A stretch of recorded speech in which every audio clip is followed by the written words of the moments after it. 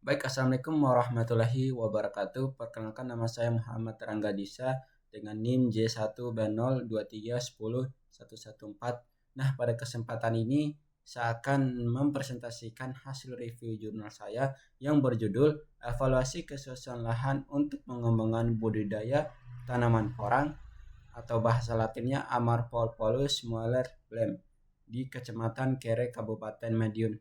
Nah, di sini ada beberapa keterangan dari jurnal itu, yaitu dari nama jurnalnya serta penulisnya, tahun, vol. Nah, kita langsung saja ke slide berikutnya. Nah, tanaman porang ini adalah merupakan komoditas pangan dan ekspor unggulan di Indonesia karena kandungan glukomannya yang sangat tinggi dan banyak dimanfaatkan dalam industri makanan seperti obat-obatan dan komestik. Nah, permintaan porang yang terus meningkat, namun produksi yang masih sangat rendah akibat keterbatasan lahan dan pengolahan budidaya yang belum optimal.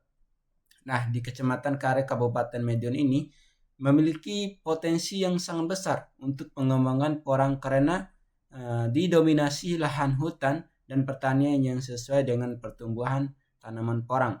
Nah, pada tujuan penelitiannya yaitu penelitian ini bertujuan untuk menentukan kelas kesesuaian lahan untuk tanaman porang di Kecamatan Kare, Kabupaten Madiun sehingga dapat dikembangkan secara optimal lagi. Nah, adapun metode penelitian yang saya bisa paparkan dari jurnal itu yaitu metode penelitian ini menggunakan metode survei eksploratif dengan pendekatan kuantitatif. Dengan metode survei eksploratif ini, sampel itu ditentukan menggunakan teknik Superwave random sampling berdasarkan overlay peta kemiringan lereng, jenis tanah, dan penggunaan lahan. Nah, adapun data yang digunakan yang pertama itu adalah data primer. Nah, apa sih itu data primer? Yaitu data dari hasil pengamatan lapangan ujian laboratorium. Nah, yang kedua adalah data sekunder, yaitu data dari curah hujan, kelembapan, dem alas atau peta geologi, peta tanah, dan peta administrasi.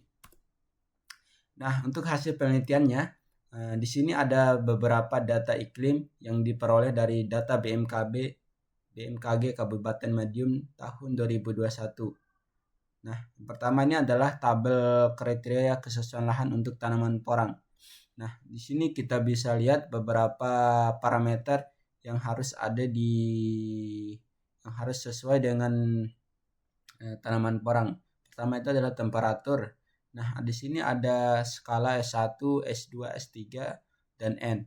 Nah, bisa kita lihat sendiri ada temperatur, ketersediaan air, ketersediaan oksigen, media perakaran, dan retensi hara, dan yang terakhir adalah bahaya erosinya. Nah, bisa kalian baca sendiri berapa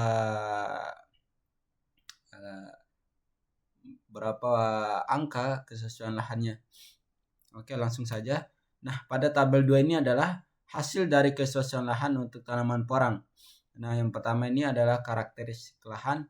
Yang harus dilihat adalah temperatur. Yang kedua adalah ketersediaan airnya, yaitu yang ketiga adalah ketersediaan oksigen. Yang keempat adalah media perakarannya. Yang kelima adalah retensi hara. Yang terakhir adalah bahaya erosi. Nah, untuk nilai-nilainya ini bisa dilihat saja. Mungkin saya masih belum mengerti dari apa yang dicantumkan nilai-nilai ini, apakah sebelum memahaminya. Oke, langsung saja ke slide kesimpulannya. Nah, kesimpulannya adalah sebagian besar lahan di Kecamatan Kare ini termasuk kelas yang sangat sesuai, bisa dibilang adalah S1 untuk budidaya tanaman porang. Namun, masih terdapat beberapa lahan dengan kelas kesesuaian lahan S2 karena ada faktor pembatas berupa adanya drainase dan retensi hara. Nah, upaya perbaikan seperti pemupukan, perbaikan drainase, dan irigasi itu harus diperlukan agar kualitas lahan ini dapat meningkat menjadi sangat sesuai menjadi S1. Nah, demikian dari presentasi saya. Hasil dari review jurnal saya yaitu evaluasi keseluruhan untuk pengembangan budidaya tanaman porang di Kecamatan Karai, Madiun. Nah, tugas ini adalah sebagai salah satu penilaian untuk tugas mata kuliah evaluasi kesesuaian lahan yang dibimbing oleh dosen pembimbing saya adalah Asy Priyanati STP MSc. Nah, demikianlah. Assalamualaikum warahmatullahi wabarakatuh.